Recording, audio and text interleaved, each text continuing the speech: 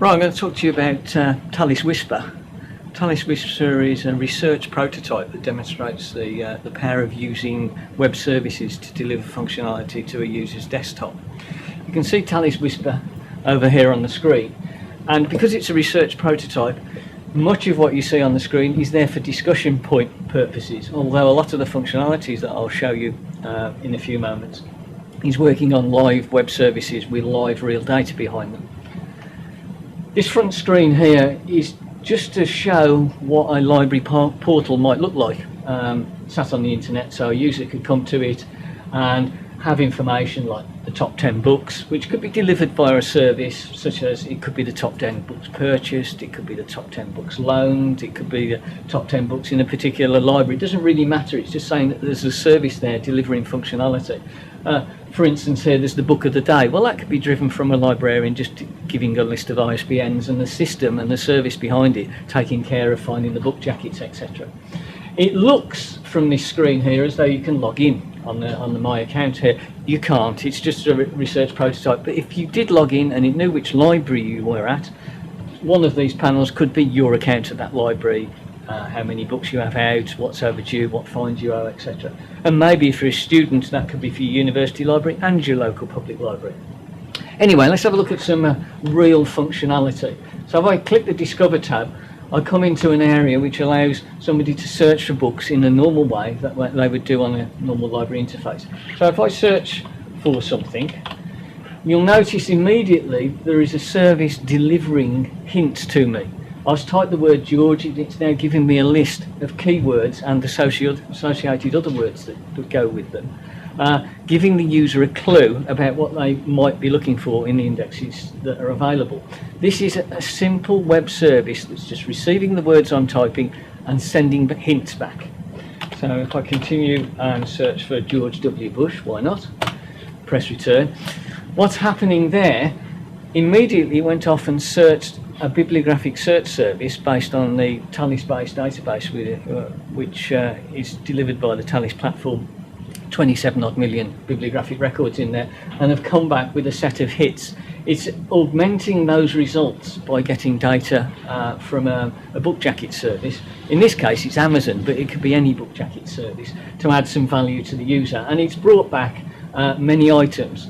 Now, the first thing to say is there isn't a Whisper server anywhere. All this is happening inside the web browser. All the functionality is happening in this computer. So it went off to the bibliographic search service, came back with a set of results, and it's formatted on the screen for them. It's gone off to the book jacket service separately and added data there. Now, because this is all happening in the web browser and it doesn't have to be driven from a server, you have the ability to add functionality into the screen display of the user that you wouldn't normally see. So for instance, if you notice, the highlight is following my cursor around the screen. There is information changing on the right hand side of the screen, all live, mashed together, orchestrated together in the user's web browser.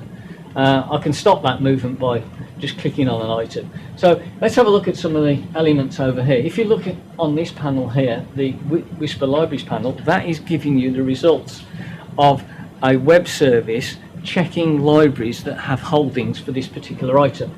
Those holdings have been contributed to the Talis platform by various libraries for the use of everybody to help people find things. So if I pick one, let's pick, for instance, Bury Metro Libraries here. If I click on it, it's then using another web service provided by the platform to deep link me directly into the OPAC at Bury. So this is the live record from Bury, and I can see this particular book is available at the central adult library location. And I can pick other sites to do that. Now, because I did a search against a large bibliographic database, it's quite likely that a lot of the results actually haven't got holdings libraries associated with it. So if I scroll down the screen, you will see, it says here, looking for one, here we go, there is no holdings for that. Now, this is very useful for, say, a research librarian to know that these books exist. If you're a member of the public actually looking for a copy, well, that's a different issue. So by limiting the results to only libraries that have holdings, I'm getting a more pertinent set of results for a particular person. And you can drill down even further. So by picking an individual library, say in this example I'm going to pick Bedfordshire libraries and say limit to that particular library. See, we're only getting 8 results back this time, and that's only results that match this query for books that are held in Bedfordshire's library. So in a way, that's a view of their particular OPAC.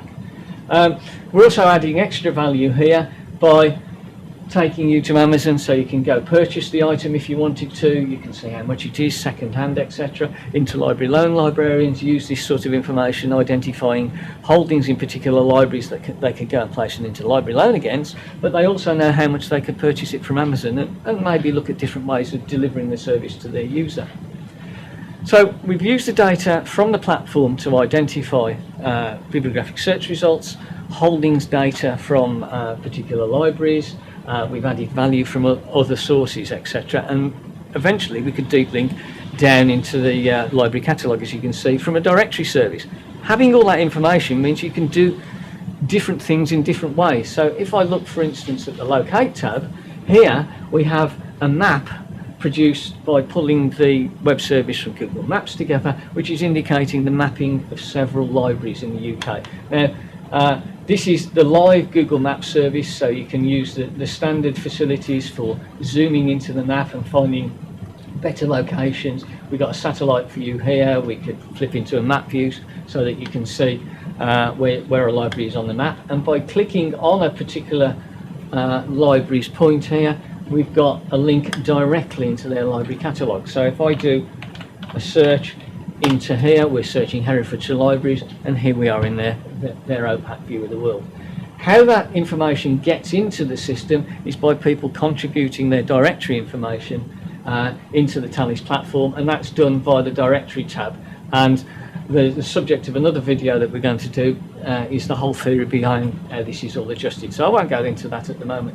So hopping back to the Discover tab, it's not just normal library information that's relevant here. Any information can be pulled in on web services. So if you look at the Order History tab over here, which changes as I move around the screen, you can see the order history for a particular item, and that's based on the traffic of electronic orders that have been placed through the Talis gateway by approximately a quarter of the UK libraries who order in that way. So you can see the order history of a particular item, so it helps people when they're choosing books and what order to purchase them in, and patterns, etc.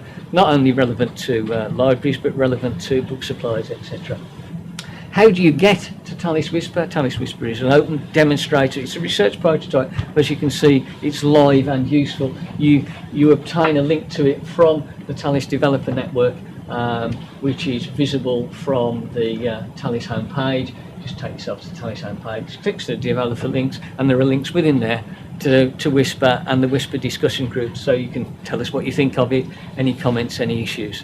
I hope that was helpful in explaining what Whisper's all about.